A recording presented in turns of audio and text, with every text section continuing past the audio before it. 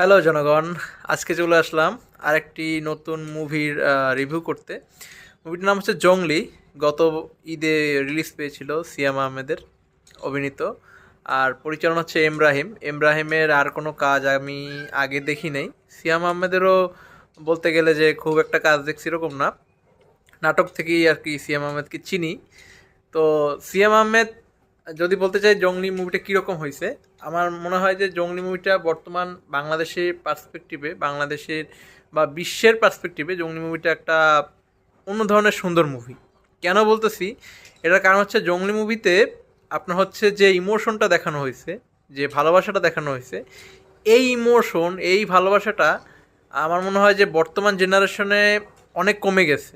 আপনি যদি নিউজ দেখেন যে ডিভোর্স বা হচ্ছে গিয়া অনাথ আশ্রম, হ্যাঁ, বা হচ্ছে গিয়া যে অ্যাবর্শন, এই নিউজগুলো যদি দেখেন তাহলে দেখবেন যে আসলে বাচ্চা পয়দা করে হচ্ছে কি পিতামাতার দায়িত্ব অনেকটা শেষ হয়ে যায়। এরকম বহুত ইনসিডেন্ট আমরা দেখি বর্তমান যুগে।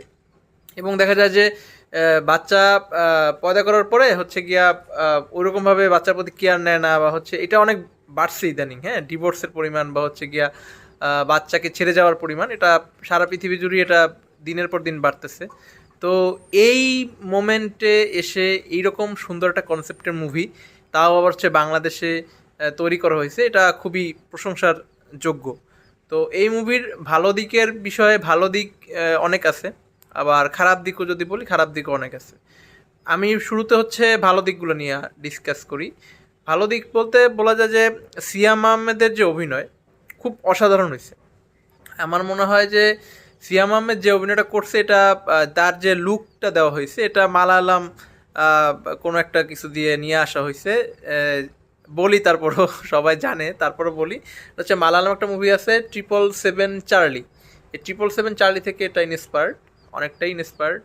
তো যাই হোক, ইন্সপিরেশনের বিষয় দিয়ে তারা ভালো একটা মুভি থেকে ইন্সপিরেশন নিছে এবং কাজটাও মোটামুটি খারাপ করে নেয়। বাংলাদেশি ম্যাস অডিয়েন্সের জন্য এই মুভিটা খুবই পারফেক্ট, এবং এই মুভিটার একটা মানে ভালো ধরনের ম্যাস অডিয়েন্স পাবে, কারণ ইমোশনাল জায়গা থেকে এই মুভিটা এমন জায়গায় হিট করছে, মোটামুটি বলা যায় যে 10 থেকে 50 60 বছরের বয়সের একটা যে গ্যাপ, 10 থেকে 50 বছর পর্যন্ত যেসব অডিয়েন্স আছে তাদেরকে ভালোভাবে টাচ করবে, এবং এরপর অডিয়েন্সও টাচ করতে পারে। তো কিভাবে টাচ করবে সেটা একটু বলি। এই মুভিতে দেখানো হয়েছে যে সিয়াম আহমেদ শুরুতে ভালো একটা ফ্যামিলিতে বিলং করছিল, ভালো একটা রিলেশনশিপ মেনটেন করতো। তো সিয়াম আহমেদের ফ্যামিলি একটা প্রবলেম হয়ে গেছে, মা মা মারা গেছে সামহাও অ্যাক্সিডেন্টে। অন্যদিকে হচ্ছে তার গার্লফ্রেন্ডও তাকে ছেড়ে চলে গেছে, তার বিয়ে হয়ে গেছে।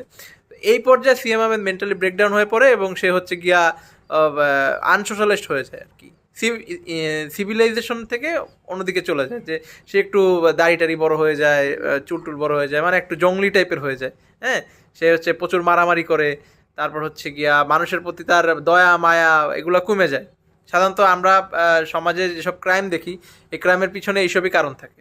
আমরা জানি যে আসলে তারা ছোট ছোট যে ভালোবাসার যে এলিমেন্টগুলো, এগুলো হচ্ছে লস করার কারণেই হচ্ছে একটা মানুষ আসলে সমাজের প্রতি তার ঘৃণা জন্মায়, ক্ষোভ জন্মায়। হ্যাঁ, তো এই ক্ষেত্রেও ওইটাই দেখানো হয়েছে যে সিয়াম আহমেদ এইসব কারণে জঙ্গলি হয়ে গেছে। তো এরপরে তার লাইফে আসে একটা ছোট্ট মেয়ে, সে ছোট মেয়েটিকে পায় সে কোনো একটা কারণে। তো সেই মেয়েটাকে হচ্ছে কি, সেই মেয়েটাকে সে শুরুর দিকে আসলে ওইরকমই, আসলে সে জঙ্গলি টাইপের ব্যবহার করতো, বাট মেয়েটার হচ্ছে কেউ ছিল না। মেয়েটা ওই ওই সিয়াম আহমেদকে ঘিরেই হচ্ছে গিয়ে তার ওয়ার্ল্ডটা তৈরি করে। তো একটা পর্যায়ে সিয়াম আহমেদ বুঝে যে আসলে এই মেয়েটা তার অন্তরে একটা জায়গা করে নিছে, এবং এরপর থেকে সেই সিয়াম আহমেদ সেই মেয়েটার জন্য ফাইট করে, মানে সব ধরনের ফাইট করে।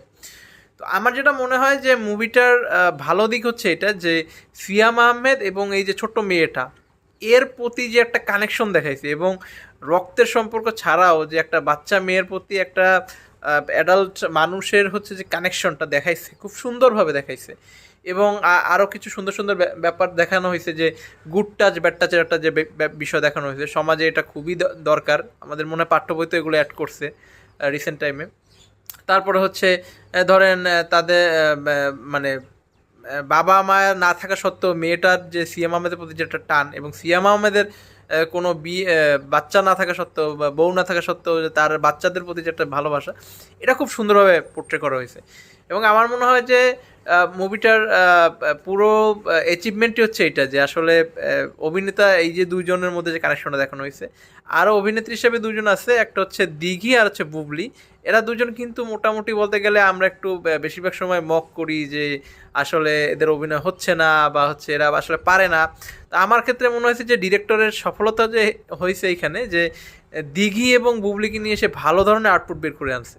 এবং আমি দেখলাম যে দিঘি ফার্স্ট পার্টে থাকে, বুবলি সেকেন্ড পার্টে থাকে, মানে মুভির তো দুইটা পার্ট আর কি, দুইটা রিলেশন দেখায় আর কি সিএমের।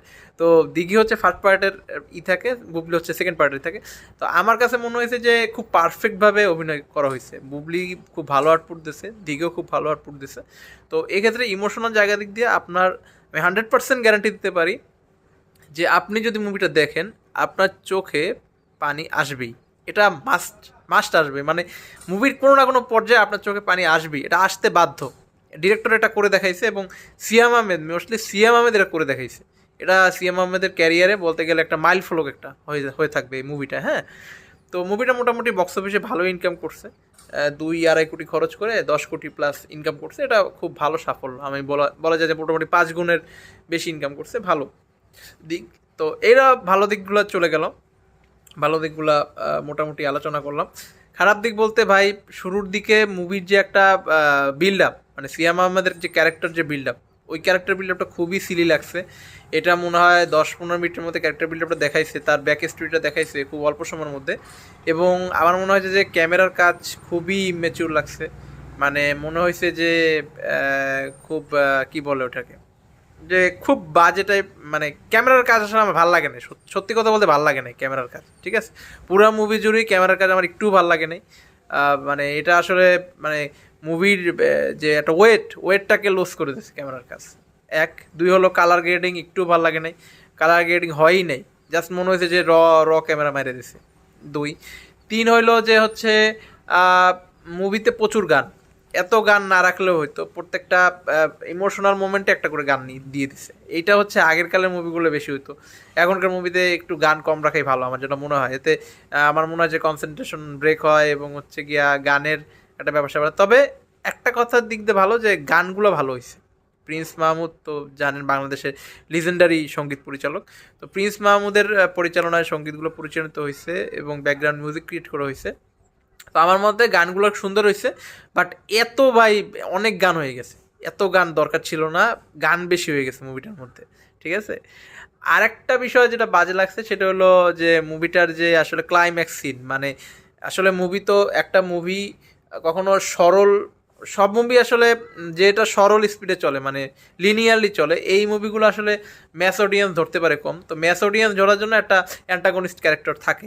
হ্যাঁ, তো আমার কাছে মনে হয়েছে যে অ্যান্টাগনিস্ট ক্যারেক্টার হিসাবে শহীদুজ্জামান সেলিমকে আনা হয়েছে, বাট ওই ক্যারেক্টারটা বিল্ড আপটা বেশি ভালো হয়নি। মানে আমার কাছে মনে হয়েছে যে একটা অ্যান্টাগনিস্ট ক্যারেক্টার লাগে, একটা ভিলেন লাগে বা হচ্ছে কি একটা নেগেটিভ ক্যারেক্টার লাগে দেখে আনছে। আমার মনে হয় যে এটা অতটা বিল্ড আপটা আরেকটু বেটার করলে ভালো লাগতো। মানে যে ভিলেন ক্যারেক্টারটা আনছে বা যে উকিলের ক্যারেক্টার শহীদুজ্জামান সেলিম প্লে করছে বা ওই মেয়েটার মা বাবার চরিত্র যে যারা প্লে করছে তাদের ক্যারেক্টারটা আরেকটু বেশি থাকলে এবং এটা খুব ভালো হইতো। এই তো এই সব দিক দিয়ে আমার কাছে ল্যাকিংস লাগছে। এছাড়া হচ্ছে মুভির যেটা বললাম যে ক্যামেরার কাজ বলেন বা হচ্ছে ক্যামেরার কাজ খুবই মানে নর্মাল টাইপের লাগছে।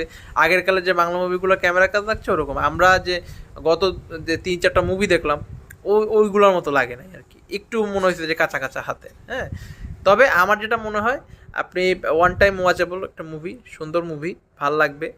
এবং এইটা দেখে আসলে খুব ইমোশনাল লাগে, শেষের দিকে আসলে খুবই ইমোশনাল লাগে এই মুভিটা দেখে। আমি সাধারণত ইমোশনাল মুভি খুব কম দেখি, এত ইমোশনাল মুভি দেখি না, আসলে দেখতে ইচ্ছা করে না। তো দেখে ফেলছি, এখন তো আসলে কিছু করার নাই। তো যাদের আসলে বাচ্চা আছে বা বাচ্চা কাচ্চা হবে বা বাচ্চা কাচ্চা বড় হয়েছে তাদের দেখে আসলে খুবই খারাপ লাগার কথা, এবং তারা আসলে বাচ্চা কাচ্চার প্রতি যে ভালোবাসাটা এটা মুভিটা দেখলে মনে হয় যে আরও বেশি বাড়বে আর কি, এটা আমার যেটা মনে হয়। এবং সবার দেখা উচিত, আমি সাজেস্ট করব যে ভাই যাই দেখেন না কেন সবাই দেখা উচিত। আর সারাদিন থ্রিলার, ক্রাইম, তারপর হচ্ছে গিয়া অ্যাকশন, এইগুলা দেখে দেখে আমাদের মানে দেখার যে চোখটা বা হচ্ছে গিয়া বোঝার যে মনটা এটা আস্তে আস্তে অনেকটা ফেড হয়ে গেছে। তো আমার মনে হয় যে এই টাইপের মুভিও আমাদের দেখা উচিত, যে টাইপের মুভিগুলো আসলে আমাদের রিয়েল লাইফে মানুষের প্রতি যে ভালোবাসা, পার্সন টু পার্সন যে লাভ, এই লাভটাকে ইনক্রিজ করে এই টাইপের মুভি আমাদের দেখা উচিত। এবং আমার মতে সেই দিক দিয়ে ডিরেক্টর এখানে সফল, একদমই সফল। এবং আমি ধন্যবাদ জানাই ডিরেক্টরকে এত সুন্দর একটা স্ক্রিপ্ট নিয়ে কাজ করার, এত সুন্দরভাবে এটা রিক্রিয়েট করার কারণে আমার কাছে খুব ভালো লাগছে মুভিটা। এবং আপনাদের প্রতি অনুরোধ যে সব মুভি দেখতে আমি বলি না, এই জঙ্গলি মুভিটা দেখতে পারেন, মুভিটা ভালো হয়েছে। মানে গতানুগতিক ধারারই বানাইছে, অত থ্রিল নাই, অত টুইস্ট নাই, কাহিনী প্রেডিক্টেবল, সবই আমরা জানি, সবই আমরা বুঝি, বাট দেখে খুব ভালো লাগছে। এটা হচ্ছে আমার মতামত। তবে ডিরেক্টর নেক্সট কাজে, আমার ডিরেক্টরের প্রতি সাজেশন থাকবে যে নেক্সট কাজে একজন ভালো সিনেমাটোগ্রাফার নিতে, যে ফ্রেম বাই ফ্রেম সুন্দর ধরতে পারে। আর হচ্ছে গানটা একটু কম রাখেন ভাই নেক্সট কাজে। আর কালার গ্রেডিংটা একটু জোর দিতে হবে। এছাড়া মোটামুটি খারাপ না, চলে আর কি। আর আননেসেসারি কিছু সিন আছে, আননেসেসারি কিছু ডায়লগ আছে, এইগুলা কমাই ফেললে মুভিটা আমার মনে হয় যে 2 ঘন্টা 30 মিনিটের মুভি, তো তো আমার মনে হয় যে আরও 20-25 মিনিট ইজিলি কাট করা যেত। 2 ঘন্টা লেন্থ হইলে আর একটু কম্প্যাক্ট হইতো, ট্রিম করলে আর একটু ভালো লাগতো। তো এইটি হচ্ছে কি আমার রিভিউ। আশা করি সবাই ভালো থাকবেন, সুস্থ থাকবেন। নেক্সট মুভি রিভিউ পর্যন্ত সবাইকে ধন্যবাদ।